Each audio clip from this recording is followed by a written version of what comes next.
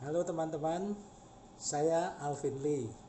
Hari ini Sabtu 9 Januari 2021, saya mengajak teman-teman untuk menyimak dua peraturan penting yang tentunya relevan bagi kita yang perlu melakukan perjalanan menggunakan transportasi umum, terutama transportasi udara. Dua peraturan tersebut adalah yang pertama, Surat Edaran nomor 1 tahun 2021 yang diterbitkan oleh Satuan Tugas Penanganan COVID-19 tentang ketentuan perjalanan orang dalam negeri dalam masa pandemi COVID-19.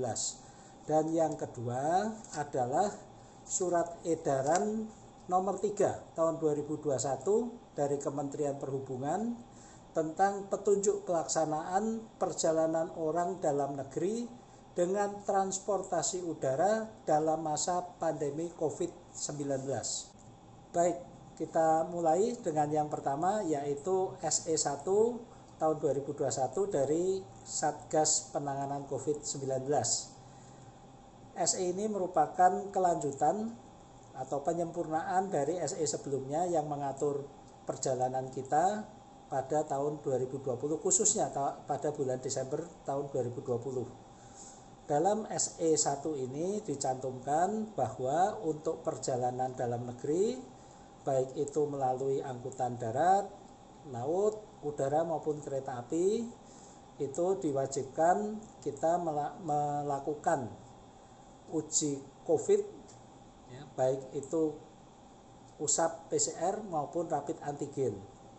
Nah, yang baru adalah untuk tahun 2021 ini, untuk Januari yang berlaku mulai hari ini 9 Januari sampai dengan 25 Januari adalah kita harus mampu menunjukkan surat keterangan hasil uji COVID-19 usap PCR maksimal 3 kali 24 jam atau 3 hari sebelum keberangkatan, atau rapid antigen maksimal 2 kali 24 jam sebelum keberangkatan. Ini ada perubahan dan makin ketat. Kalau sebelumnya di bulan Desember PCR itu bisa 7 hari sebelum keberangkatan, antigen bisa 3 hari. Sekarang menjadi 3 hari dan 2 hari. Mungkin teman-teman juga bertanya, kenapa kalau PCR itu bisa 3 hari, rapid antigen 2 hari. Jangan lupa, untuk uji usap PCR itu membutuhkan waktu prosesnya biasanya sekitar 8 jam sampai 12 jam, sehingga diperlukan waktu yang lebih panjang bagi calon penumpang mendapatkan surat keterangan tersebut. Sedangkan untuk rapid antigen itu kita datang, dites, hasilnya kurang lebih setengah jam kita sudah mendapatkan hasil tersebut. Ini yang menjadi perbedaan mencolok. Terutama untuk penumpang pesawat udara dan kereta api ini wajib. Untuk angkutan darat, angkutan umum di darat, misalnya kita naik bus, itu pemeriksaannya acak.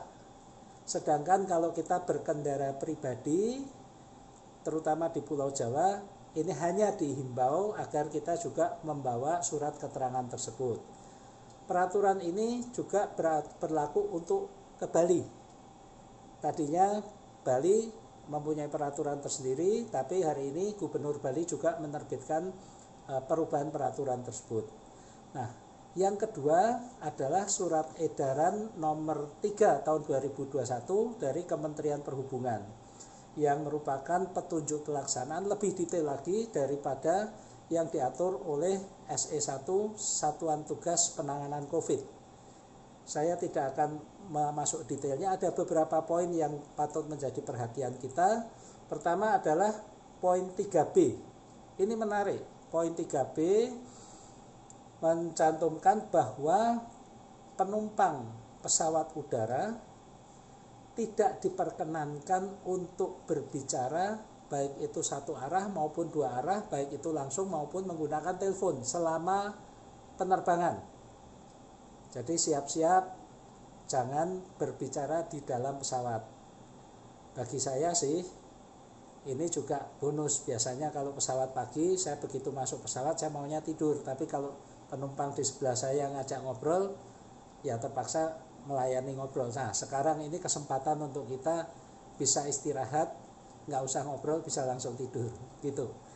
Kemudian poin 3C ini juga menarik, bahwa penumpang tidak diperkenankan makan maupun minum selama penerbangan apabila penerbangan itu di bawah 2 jam, kecuali jika kondisi kesehatan kita mengharuskan kita mengkonsumsi obat untuk menjaga kesehatan dalam kondisi mendesak, itu diperbolehkan. Tapi kalau tidak, puasa dulu deh ya, 2 jam kita nggak usah makan, nggak usah minum, nggak apa-apa kok ya. Ini juga untuk keselamatan kita. Persyaratan PCR dan antigen sama. PCR maksimal 3 kali 24 jam sebelum keberangkatan, antigen maksimal 2 kali 24 jam sebelum keberangkatan. Sedangkan untuk awak pesawat ini memang agak dibedakan, sebab kalau awak pesawat setiap kali naik turun harus PCR, antigen mereka nggak bisa kerja juga. Ini ada peraturannya tersendiri. Untuk awak pesawat setiap 14 hari mereka diwajibkan melakukan uji COVID-19.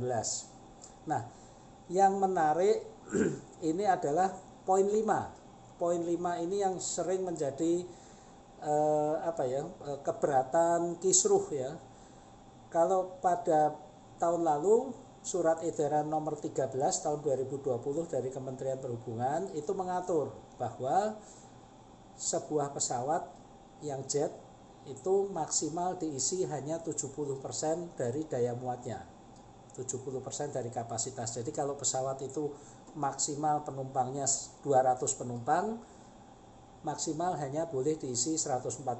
Nah, dalam surat edaran nomor 3 ini batas maksimal 70% itu ditiadakan. Jadi airlines boleh menjual tiketnya, tidak ada lagi batasan 70%, tapi tetap harus mengatur jarak dan juga menjaga disiplin penumpang seperti tadi, harus ada PCR atau uji antigen.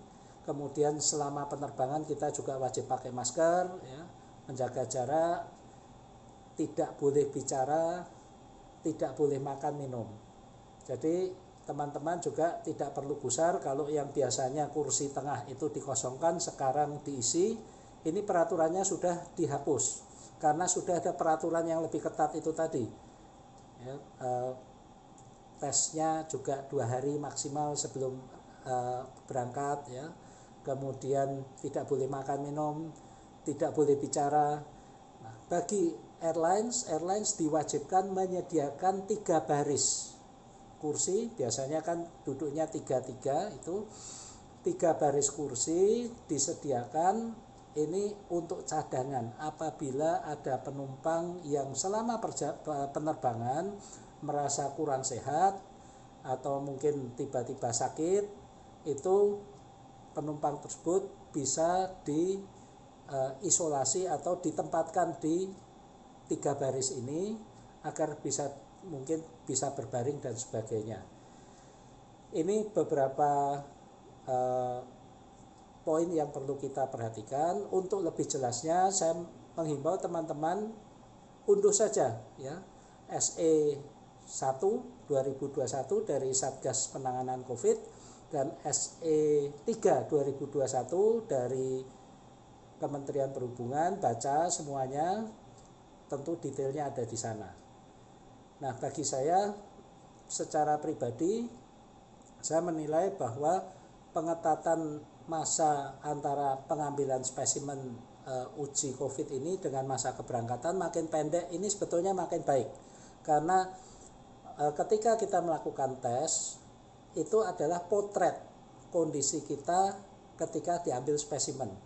Ketika kemarin ini berlaku 14 hari dan sebagainya, memang ada resiko. Hari ini kita diambil spesimen, kita kondisi sehat, tapi 1-2 hari kemudian atau bahkan setengah hari kemudian kita ketemu orang yang terpapar COVID dan kita bisa tertular. Itulah sebabnya dalam beberapa waktu belakangan ada yang punya surat keterangan uji COVID negatif ya, Tapi ternyata ketika tiba di bandar udara tujuan diperiksa lagi positif. Apakah ini palsu? False negatif? Ini bukan false negatif. Itu karena ada jeda antara ketika diambil spesimen dengan tanggal kedatangan. Ini juga yang menyebabkan ada peraturan untuk penerbangan internasional, penumpang yang masuk ini juga walaupun sudah punya surat keterangan hasil uji COVID negatif, tetap harus dilakukan swab PCR. Ini mendekati ideal, ya. Idealnya tentu kita diambil spesimen, tidak boleh ketemu siapa-siapa, langsung masuk pesawat. Tapi itu tentunya repot dan juga menimbulkan antrian panjang. Saya menyambut baik peraturan ini. Kita memperketat pengawasan terhadap kondisi kesehatan penumpang demi melindungi kita sendiri, demi melindungi orang-orang terdekat kita, dan juga melindungi penumpang lain. Mari kita patuhi peraturan-peraturan ini. Kita juga patuh pada protokol kesehatan, cek suhu tubuh, dan tolong cek suhu tubuh itu ada di kening, ya, atau di belakang telinga, bukan di tangan apalagi di kaki. Yang untuk mengukur ini adalah alat inframerah, bukan laser. Kalau alat itu tidak aman, tentunya tidak akan diizinkan oleh negara pembuatnya maupun Indonesia untuk dipakai.